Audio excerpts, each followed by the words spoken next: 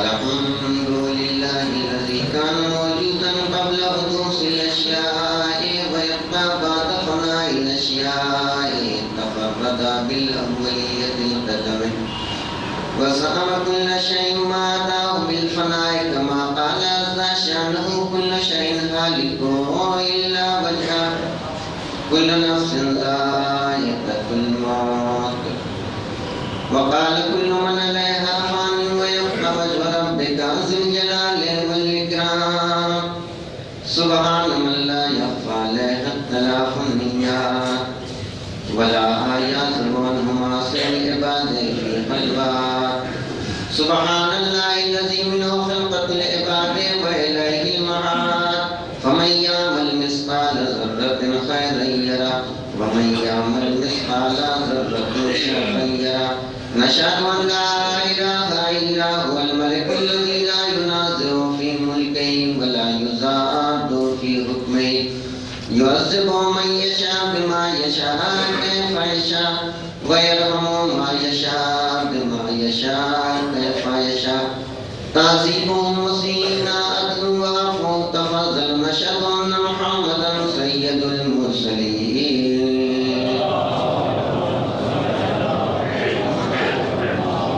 خير المبشرين والمنذرين صلى الله عليه وآله والهداة المهديين من ركب سفينة النجاة وكذا ومن تخلف عنها ضل فبارك وآبا أوصيكم عباد الله بالاعتصام بالتقوى فإنه حبل المتين وعروة الوثقى وبمبادرتكم الموت قبل حلوله وإعداد عمل الصالح قبل نزوله فإنه وارد واقع ونازل وإن تفروا منه أو كنتم في بروج مشيدة الله عباد الله فإن كل حي في الدنيا إلى فناء وكل مدة فيها إلى انتهاء فواجباه كيف هذه الغفلة إنما نحن كرد الوقوف من أبناء السبيل سيضرب عليهم تبر الرحيل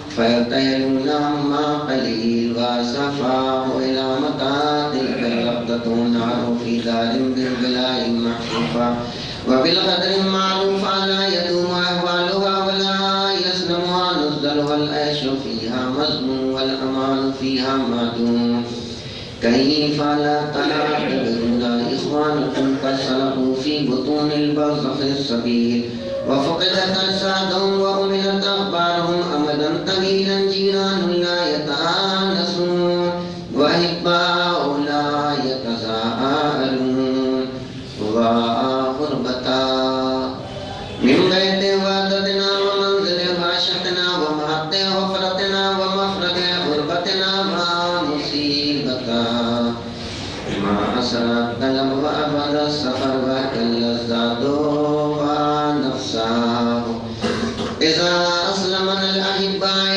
وإلى الملائكة الخلاص الشداد وحزناه إذا انقطع ذكرنا عن خواطر الأحباء والأقرباء وأكلت الدينان محاسننا وتصرمت الآذى فليبقى الباقون قبل أن لا ينفع البكاء وليستغفرنا عن الخطيات التي تهول بين الأمهات والآباء إنا أحسن الحديث پیغمبر اسلام حضرت محمد مصطفیٰ صلی اللہ علیہ وسلم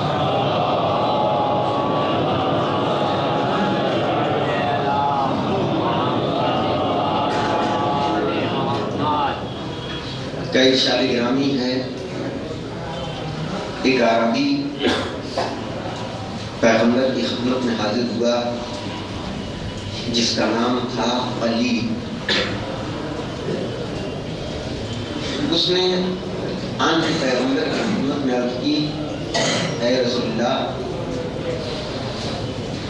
ہم نے کئی مرتبہ ارادہ کیا اسباب کو فراہم کرنے کی کوشش کی کہ ہم اللہ کے گھر بیت اللہ کی زیارت کریں حج کو بجا لائیں لیکن ہم وہاں تک نہیں پہنچ سکتے. اس عمل کو انجام نہیں دے سکے. کچھ نہ کچھ راستے میں زاد سفر میں ایسی دقتیں آ گئی کہ وہاں تک نہیں پہنچ سکے. پیغمبر نے فرمایا اے قلیب، ہم نے نماز جمعہ کو غریبوں کا حج قرار دیا.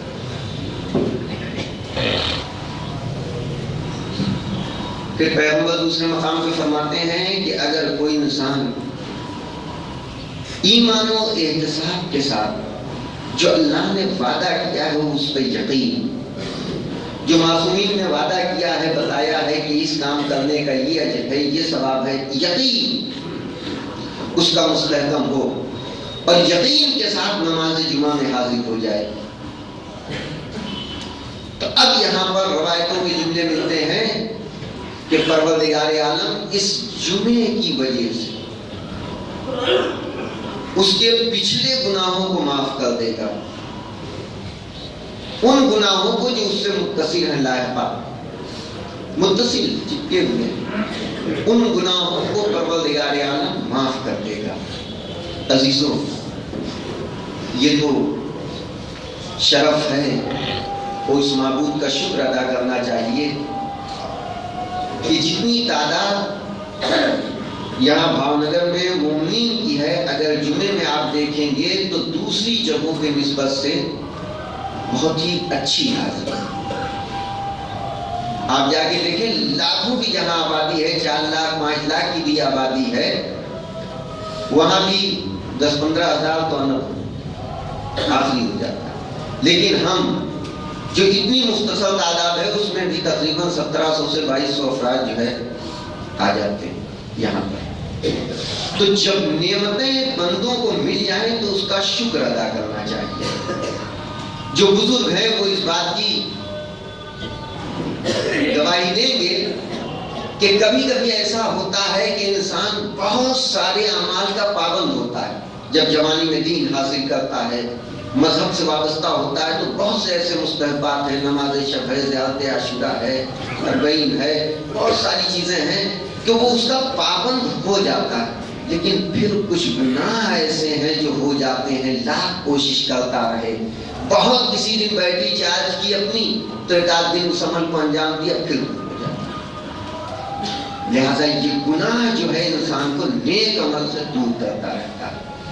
عمل کرنے سے بہتر یہ ہے، مولا فرماتے ہیں نیکیوں سے بھی بہتر ہے گناہوں سے بچ جانا. لہذا دعا کرتے ہیں پروردگار ہم سب کو عالم محمد کی سیرت میں چلنے کی توفیق عنایت فرما، مزارات مقدسہ کی حفاظت فرما، ہمارے عمل سے ہمارے امام کو راضی و خوشنود فرما، امام کی ذکر تاجیل فرما، ہم سب کو ان کے ایمان انسان شمار فرما. بسم اللہ الرحمن الرحیم. والعصر ان الانسان لفی خسر الا الذین آمنوا وعملوا الصالحات وتواصوا بالحق وتواصوا بالصبر.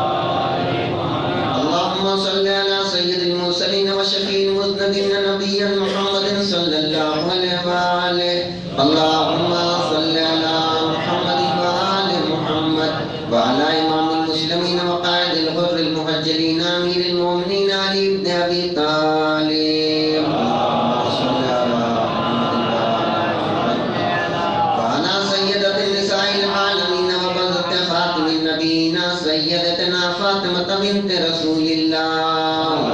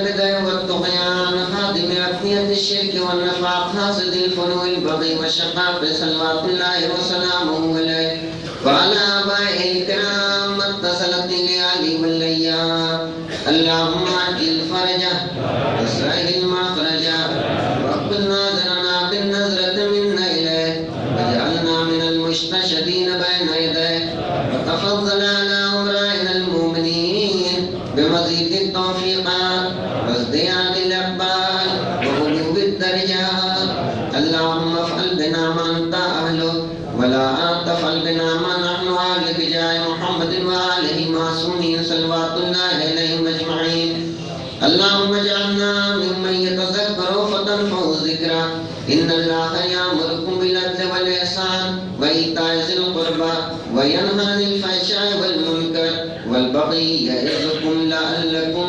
تذكرون.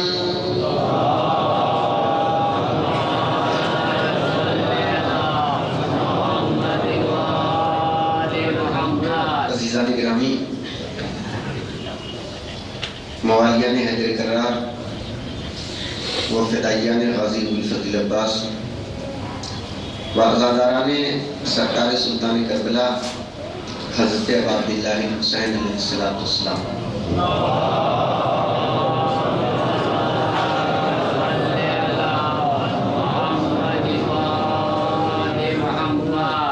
عزیزوں،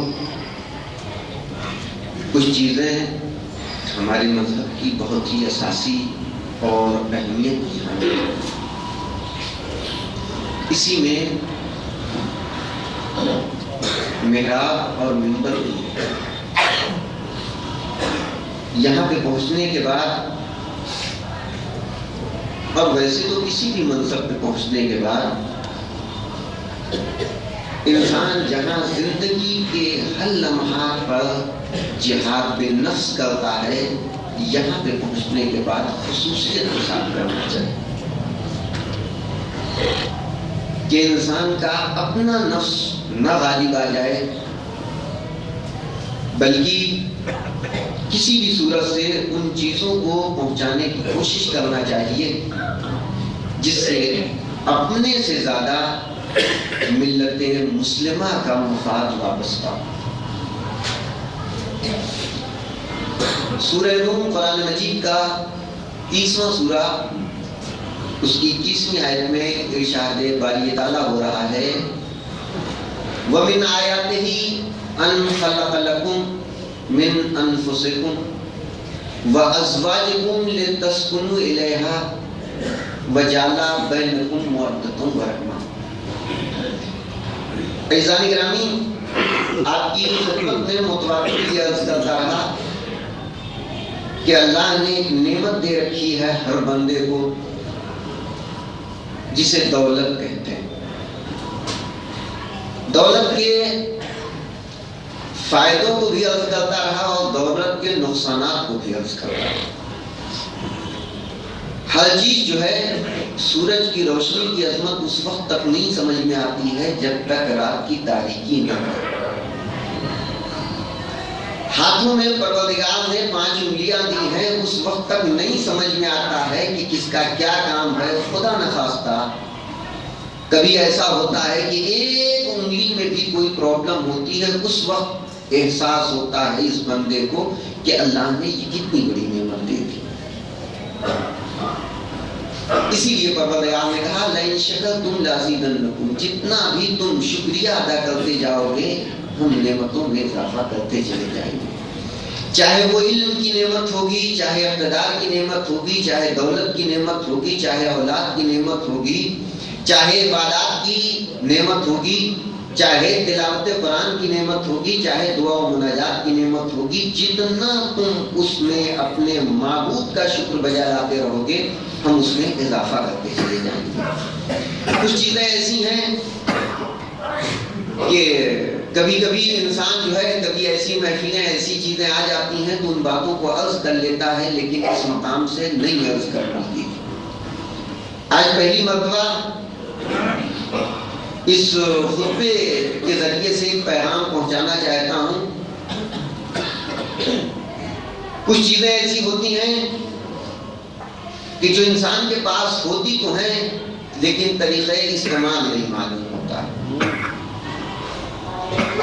اور اسی کے نتیجے میں انسان جو ہے وہ خسارے اور گھاٹے میں آ جاتا ہے، اور کبھی کبھی کچھ نعمتیں ایسی ہوتی ہیں جسے انسان نعمت سمجھ ہی نہیں پاتا۔ اسی میں ایک نعمت یہ ہے وَمِنْ آیَاتِهِ، یہاں بھی پروردگار عالم نے اس جملے کے ذریعے سے یہ پیغام پہنچایا کہ دیکھو ہماری آیتیں تو بہت ساری ہیں، ہماری نشانیاں تو بہت ساری ہیں، لیکن انہی نشانیوں میں سے ایک نشانی یہ ہے کہ ہم نے تمہاری قسموں میں سے، تمہارے ہی نفوس میں سے ہم نے تمہاری ازواج کا انتخاب کیا، تمہاری زوجیت میں دے دیا۔ کیوں دیا؟ لِتَسْكُنُوا إِلَيْهَا، تاکہ تم اس زوجہ کے ذریعے سے، اس بیوی کے ذریعے سے، اس شریک حیات کے ذریعے سے لِتَسْكُنُوا إِلَيْهَا تم سکون حاصل کر سکو۔ تو یہ بھی ایک ایسی ہے، ورنہ آپ اللہ کی نعمتیں دیکھنے جائیں گے تو پروردگار عالم نے بہت ساری جو ہے آیت الہی قرار دی۔ جناب موسیٰ کو اللہ نے اپنی آیت قرار دیا، جناب موسیٰ کے عصے کو اللہ نے آیت قرار دیا، جناب نوح کی کشتی کو آیت قرار دیا، جناب مریم کے ہاں بغیر شوہر کے اللہ نے عیسیٰ جیسا نبی صاحب کتاب نبی پیدا کیا تو جناب عیسیٰ کو آیت قرار دے دیا۔ ساری آیتیں قرآن مجید میں موجود ہیں۔ چاند کو بھی آیت قرار دیا، جب گرہن لگ جاتا ہے اس وقت نماز آیت پڑھنی پڑتی ہے۔ اسی میں جو ہے تمہاری بیویوں کو بھی اللہ نے آیت الہی قرار دیا، ذریعہ سکون قرار دیا۔ یہ اور بات ہے جب ہم اس کا غلط استعمال کرتے ہیں تو یہی ذریعہ سکون ذریعہ مصیبت بن جاتا۔ توجہ فرمائیے گا، وَجَعَلَ بَيْنَكُمْ مَوَدَّةً وَرَحْمَةً، اور اللہ کہتا ہم نے قرار دیا انی جاعلک فی الارض خلیفہ، جیسے اللہ نے زمین پر خلیفہ بنایا، کس نے بنایا؟ اللہ نے، ویسے ہی وَجَعَلَ بَيْنَكُمْ مَوَدَّةً وَرَحْمَةً، اور ہم نے ان دونوں کے درمیان مودت و رحمت کو قرار دیا۔ محبت کو قرار دینے والا کون؟ رحمت کو قرار دینے والا کون؟ مودت کو قرار دینے والا کون؟ اللہ۔ اب آپ دیکھیں کبھی کبھی ایسا ہوتا ہے کہ جب کچھ نعمتیں عرصے دراز سے ہمارے پاس ہوتی ہیں تب بھی ہم اس کی عظمتوں کو نہیں سمجھ پاتے ہیں۔ توجہ فرمائیے گا، لیکن بہرحال جس کے پاس تازی نعمتیں آئی ہوتی ہیں اسے اس کا زیادہ احساس ہوتا ہے۔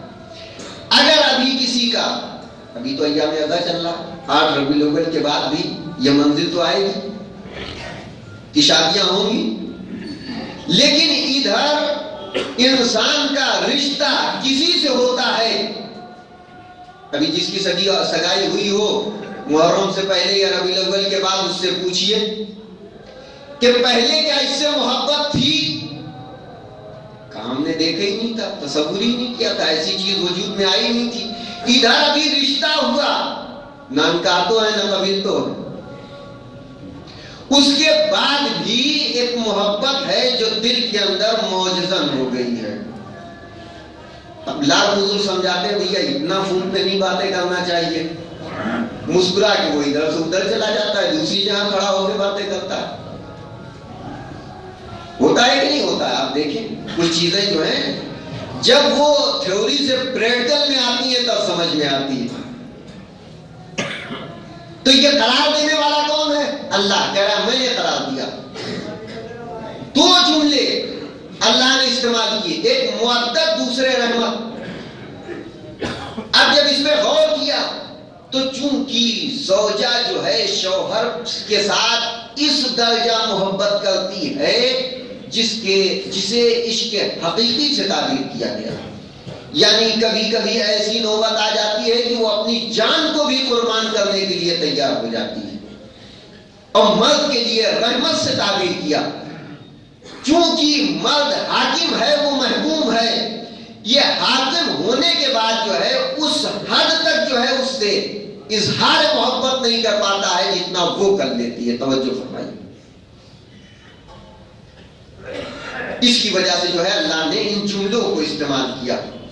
مرد رحمت کے ساتھ پیش آتا ہے اور وہ مودت کے سانچے میں ڈھل کے جو ہے پیش آتا ہے.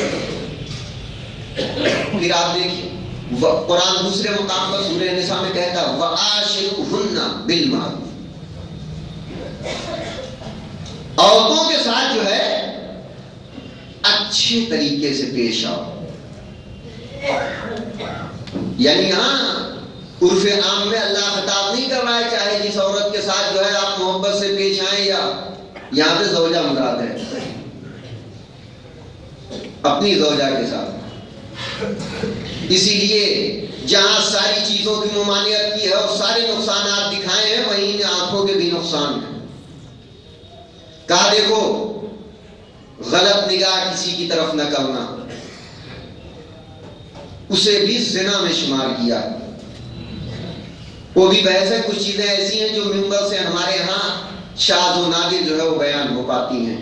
اس لیے بڑی احتیاط سے بیان کرنا پڑتا ہے کہ روایات میں جملے کچھ ہیں, تفاسیر میں کچھ ہیں, احادیث میں کچھ ہیں, لیکن پھر اس کا نعم البدل تلاش کرنا پڑتا ہے کہ کہیں ایسا نہ ہو کہ وہ لفظ جو نہیں کہنا چاہیے, جو منبر کی شایان شان نہیں ہے, وہ زبان پہ آ جائے. پھر آپ دیکھیں ہر انسان محبت کرتا ہے, لیکن کبھی کبھی یہی محبت جو ہے نفرت میں تبدیل ہو جاتی ہے. جیسے ڈاکٹر کے ہاں کبھی کبھی ایسا ہو جاتا ہے, بہت زیادہ ڈائبٹیز ہے اور پھر ہو گیا ہے, نہیں کنٹرول ہو رہی ہے, کہتا ہے بغیر اب کاٹے کوئی صورت حال نہیں ہے, انگلی کاٹنا پڑے گی, پیر کاٹنا پڑے گا, ہاتھ کاٹنا پڑے گا. وہ اسلام نے بھی اس محبت کے مرکز میں جب نفرت کا بیج تناور ہونے لگتا ہے تو پھر نوبت طلاق تک پہنچ جاتی ہے. لیکن پھر بھی ہمارے امام فرماتے ہیں, صادق آل محمد فرماتے ہیں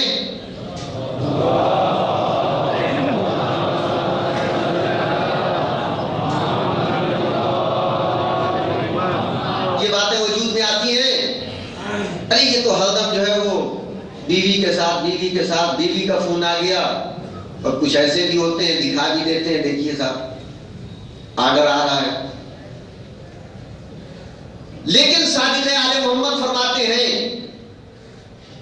جس کے ایمان میں جتنا زیادہ اضافہ ہوتا چلا جائے گا وہ اپنی بیوی سے اتنا ہی زیادہ محبت کرنے لگے گا.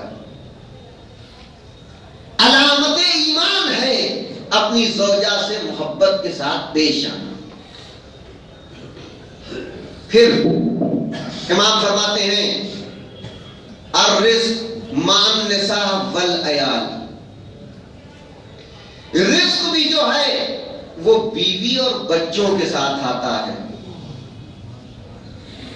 اسی لیے تو قرآن نے کہا یغنہم اللہ من فضلہ, غربت کے خوف سے شادی کو ترک نہ کر دو, ورنہ جو ہے قرآن کا دعویٰ خدا نخواستہ جھوٹا ثابت ہو جائے گا. اللہ کہتا ہے کہ ہم اپنے فضل و کرم سے غنی کر دیں گے, اور جو اس قرآن کا محافظ ہے وہ فرما رہا ہے کہ رزق جو ہے عیال بیوی بچوں کے ساتھ آتا ہے. پھر معصوم کی خدمت میں کسی نے پہنچ کے پوچھا مولا یہ بتائیں کہ ہمیں ان کے ساتھ کیسے پیش آنا چاہیے. کہا بیوی بچے تمہارے قیدی ہیں, اسیر ہیں, اور جو قیدیوں کے ساتھ اسیروں کے ساتھ اچھا سلوک کرتا ہے اللہ اس کے اوپر رحمت نازل کرتا ہے. اس لیے کہ ان کی زمام جو ہے وہ تمہارے ہاتھوں میں دے دی ہے, اب تک یہ اپنے ماں باپ کے اختیار میں تھے, ان کے قبضے قدرت میں تھے, اب ان کی لگام جو ہے تمہارے ہاتھ میں ہے, لہذا اب ان کے ساتھ ویسے ہی سلوک کرنا جیسا دین چاہ رہا ہے. پھر قرآن تیسرے مقام پہ کہتا ہن لباس ولباس لہم, عورت مرد کا لباس ہے, مرد عورت کا لباس ہے. یہ شیروانی کیوں پہنی گئی، یہ ٹوپی کیوں لگائی گئی؟ کہا بھائی لباس انسان بہتر سے بہتر اس لیے پہنتا ہے تاکہ جو ہے انسان جو ہے اچھا دکھے۔ کوئی شریفوں والا لباس اختیار کرتا ہے، اس کا ٹارگٹ وہ ہوتا ہے، کوئی کسی اور کا، وہ آپ سمجھتے ہی ہیں۔ اس لیے کہ جس کے سامنے جو حسین و خوبصورت ہوتا ہے ویسے کردار کو، کیریکٹر کو انسان اختیار کرتا ہے۔ یہ قرآن نے کہا۔ پھر معصوم فرماتے ہیں، معصوم فرماتے ہیں کہ عورت جس کو تم اپنی زوجیت میں لے کے آ رہے ہو، اگر تم اچھا لباس پہن رہے ہو، اچھے کردار کو اپنانا چاہ رہے ہو، تو عورت کی مثال گلے کے ہار جیسی ہے۔ عورت ہار کو کیوں پہنتی ہے؟ خوبصورت بن جائے، حسین بن جائے۔ سب کی نظریں ہماری طرف ہیں، توجہ فرمائیے گا۔ تم جسے لا رہے ہو یہ تمہارے گلے کا ہار ہے، اب تم خود دیکھ لو یہ گلے کا ہار تم جو ڈال رہے ہو اپنے گردن میں، یہ خوبصورتی کے لیے ڈال رہے ہو کہ ذلیل و رسوا ہونے کے لیے ڈال رہے ہو؟ اسی لیے جب معصوم سے کسی نے پوچھا کہ مولا بچی جوان ہے، بچہ جوان ہے، کس سے شادی کر دیں؟ مولا نے فرمایا اس کے حسن کو نہ دیکھنا، خوبصورتی کو نہ دیکھنا کتنی خوبصورت ہے، بلکہ تم یہ دیکھنا کہ اس کے پاس دین ہے کہ نہیں ہے، مذہب کا پابند ہے کہ نہیں ہے۔ اگر اس کے پاس دین ہے تو اسے دے دو، اس کے حوالے کر دو، اس کا عقد کر دو، اسی میں بھلائی۔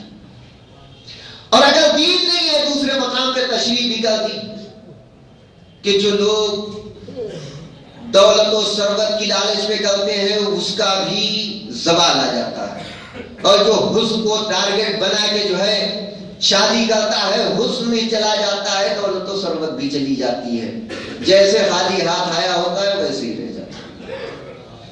اگر تم دین کو دیکھو گے تو دین چونکہ کہتا ہے اچھے سے پیش آؤ، اخلاق سے پیش آؤ، تو زبان کی اذیت سے بھی بچی بچ جائے گی۔ مذہب ظلم و استبداد کی ممانعت کرتا ہے، یہ ظلم و ستم کے شکار سے بھی بچ جائے گی۔ اگر چاہتے ہو کہ جسے اللہ نے ذریعہ سکون بنایا ہے اس کے ساتھ سکون سے زندگی گزارے تو دین تلاش کرنا، مذہب تلاش کرنا۔ اگر یہ ہوگی تو کبھی انسان کو کوئی پریشانی نہیں آئے گی۔ اگر اللہ نے آپ کو دولت دی ہے، ثروت دی ہے، تو کیا کیا جائے؟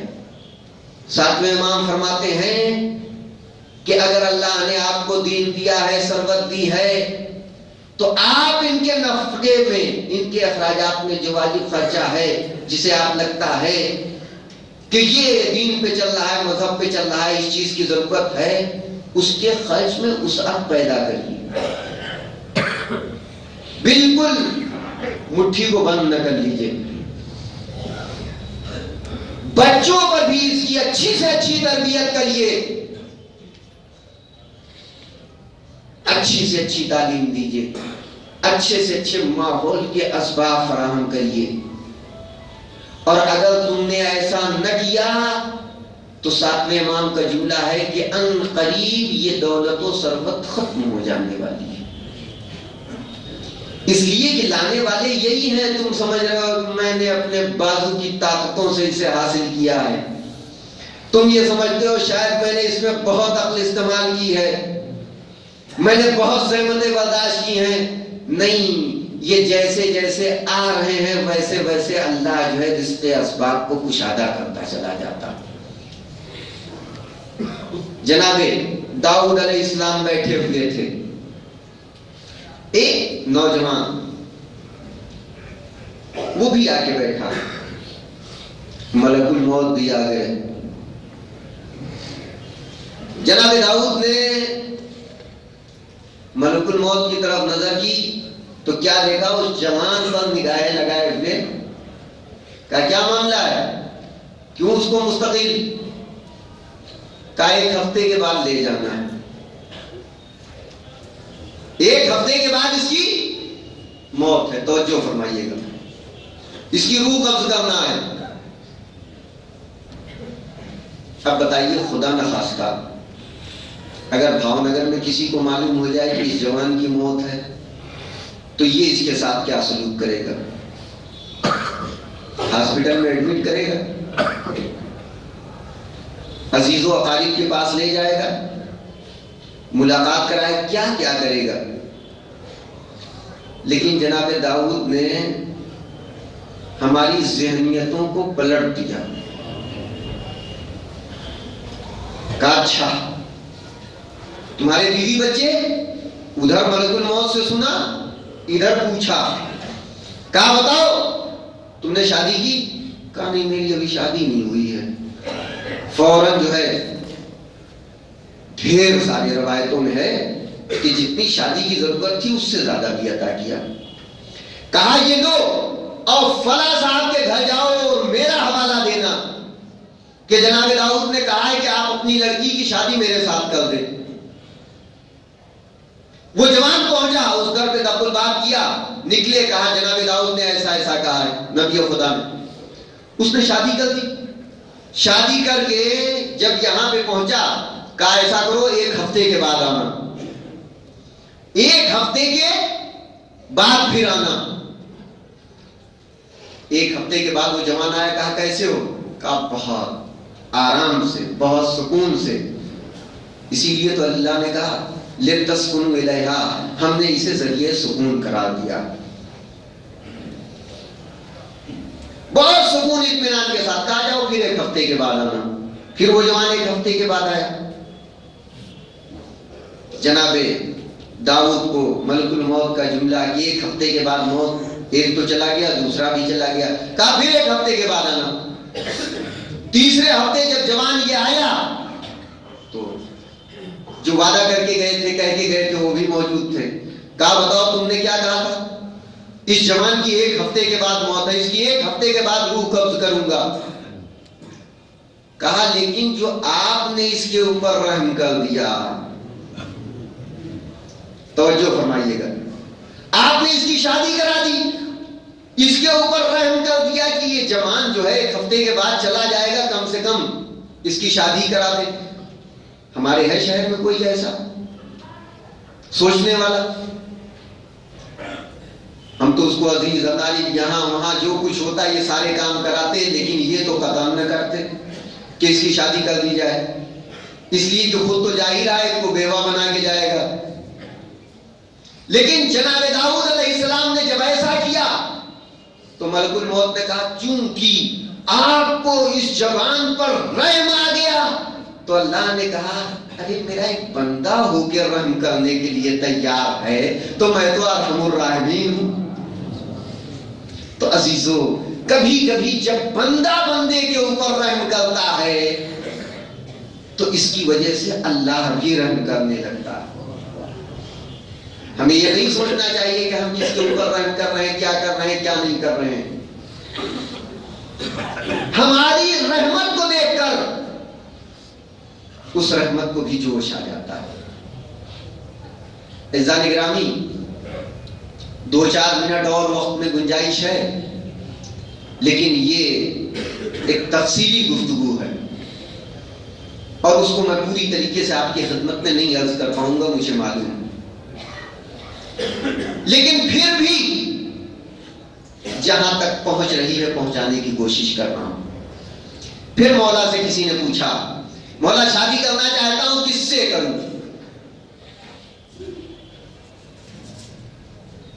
اب آج کے زمانے میں پتہ نہیں کیا ٹارگیٹ ہے, لیکن نگاہ معصوم میں ایک تو بتایا تھا دین, دوسرے کہا کہ دیکھو نیلی آنکھوں والی,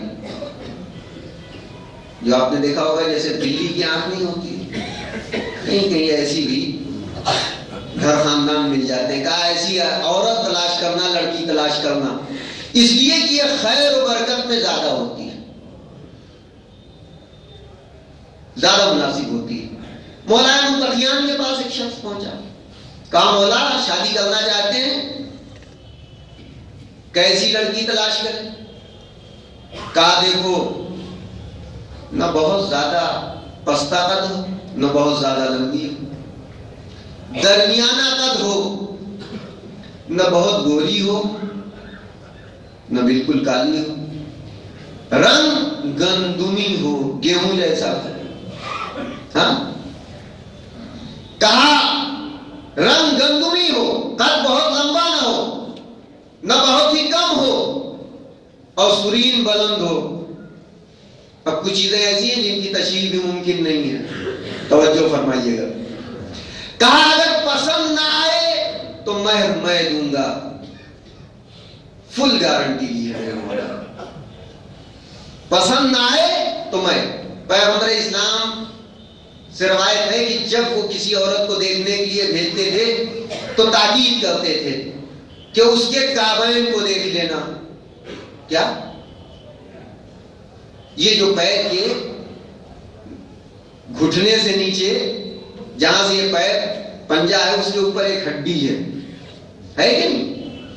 اسے کعبین کہتے ہیں۔ اس ہڈی اور اس کے درمیان گوشت ہو، بہت زیادہ ہڈی، کیا اس کو پسند؟ بہت ساری صفتیں ہیں، کہاں تک آپ کے سامنے عرض کروں۔ کچھ چیزیں ایسی ہیں کہ اس میں مستحب قرار دی ہے کہ دیکھو جو ہے رات کے وقت عقد کرنا مستحب قرار دیا۔ پانچویں امام کے خدمت میں ایک شخص آیا اور آنے کے بعد جو ہے اس نے بتایا کہ آج جو ہے ایک جگہ شادی ہوئی، وہ دوپہر میں ہوئی، کافی دھوپ پڑ رہی تھی، ہوا تیز چل رہی تھی۔ میرے مولا نے کہا بہت ہی کم ایسا ہوتا ہے کہ اگر ایسے ماحول میں دن میں جب شدید گرمی پڑ رہی ہو، تیز ہوا چل رہی ہو، اگر شادی ہو تو اس میں آپس میں میل و محبت ہو۔ کچھ عرصے کے بعد ہی یہ خبر پہنچی خلاف۔ اسی طریقے سے بچھڑے میں وہاں بھی ممانعت والی تھی۔ شوال میں بھی کہا ہے کہ کوشش کرو کہ اس میں نہ کرو۔ پھر تحت الشوا آخری دنوں میں 27، 28، 29 اس میں بھی ہے اس لیے کہ اگر شادی کرو گے، حقوق زوجیت کو ادا کرو گے، تو اگر حمل وغیرہ ہو گیا تو پھر اس میں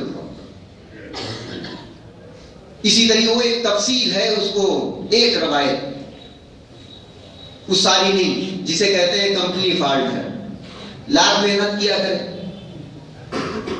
24 نہیں 48 گھنٹے کرے، کچھ نہیں ہاتھ آنے والا ہے۔ لیکن کیا کیا جائے، نفس جو ہے ایسا انسان پہ غالب آ جاتا ہے کہ پھر جو ہے وہ انسان اس سے بچ نہیں پاتا۔ صبح صادق سے لے کر سورج نکلنے کے وقت، سیاہ آندھی کے وقت، زلزلے کے وقت، چاند گہن، سورج گہن، اگر اس میں انسان جو ہے حقوق زوجیت کو ادا کرتا ہے صبح صادق سے طلوع آفتاب کے درمیان، یہ بہت اہم وقت ہے دعا و مناجات اس کا۔ تو کہا پھر تم ایسی اولاد میں کوئی بھی ایسی صفت نہیں دیکھو گے جس کے دیکھنے کے بعد تم خوش ہو جاؤ۔ سمجھے؟ کچھ فالٹ ایسی ہیں کہ جس کا ٹریٹمنٹ کسی ڈاکٹر کے پاس ہے، اور جو فلسفہ اسلام نے بیان کیا ہے یہ کسی دوسرے کے پاس ہے ہی نہیں۔ لہذا ہمارے بہت ساری چیزیں ہم یہاں نہیں عرض کر سکتے ہیں، لیکن ہمیں متوجہ ہونا چاہیے کہ اس کو کم سے کم جو ہے ہمیں کچھ کتابوں کو دیکھنا چاہیے، پڑھنا چاہیے، لوگوں سے معلوم کرنا چاہیے، تاکہ یہ کمیاں جو ہے دور ہو سکیں اور ہم قوم و ملت کے حوالے ایسی اولاد کر سکیں جو باعث فخر و مباحات ہو، باعث عزت ہو۔ لہذا یہی پہ اپنی گفتگو کو تمام کرتے ہوئے دعا کرتے ہیں پروردگار ہم سب کو آل محمد کی سیرت پہ چلنے کی توفیق دے۔ پروردگار جو مومنین مومنات مریض ہیں، ہاسپٹلوں میں ہیں، دوا و علاج کرا رہے ہیں، پروردگار بحق جہاد معصومین ان کو شفائے کامل و عاجل عنایت فرما، مزارات مقدسہ کی حفاظت فرما۔ پروردگار جس جذبے کے تحت یہ مولا کے چاہنے والے اربعین کے موقع پر پوری کائنات کو دکھایا، پورے زمانے کو دکھایا کہ دیکھو حسین کے چاہنے والے کتنے، ورنہ حج میں کتنی بڑی تعداد آتی ہے، 30-32 لاکھ، اس سے 10 گنا 3 کروڑ سے اوپر، جبکہ وہاں نہ گولی چلانے والے ہیں، نہ وہاں چھپ کے حملہ کرنے والے ہیں، یہاں دشمن چاروں طرف ہے، ایسا کہ جس سے ہر ملک لرز رہا ہے کہ ہمارے ملک میں نہ آ جائیں، بارڈر بند کیے ہوئے ہے، وہ کیے ہوئے ہے، لیکن اہل بیت کے چاہنے والوں نے اس تعداد میں اپنے مولا کے دربار میں حاضر ہو کے بتایا کہ ہم نہ دشمن سے اس زمانے میں ڈرے، نہ آج ڈرنے والے۔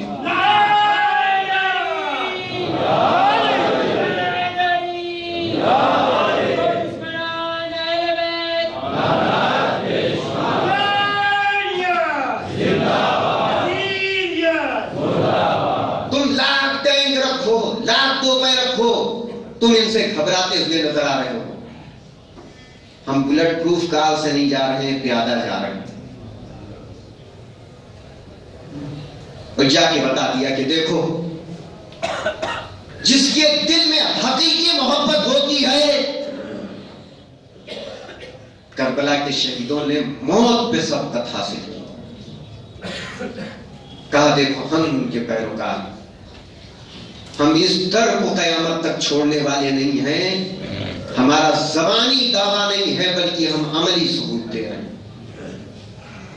ہیں۔ لہذا دعا ہے پروردگار ہماری اس عقیدت کو، ہماری اس زیارت کو خود امام حسین علیہ السلام ہمارے آخری امام کی بارگاہ میں شرف قبولیت عنایت فرما، اور ہم سب کو ہر سال حج و زیارت کی سعادت نصیب فرما۔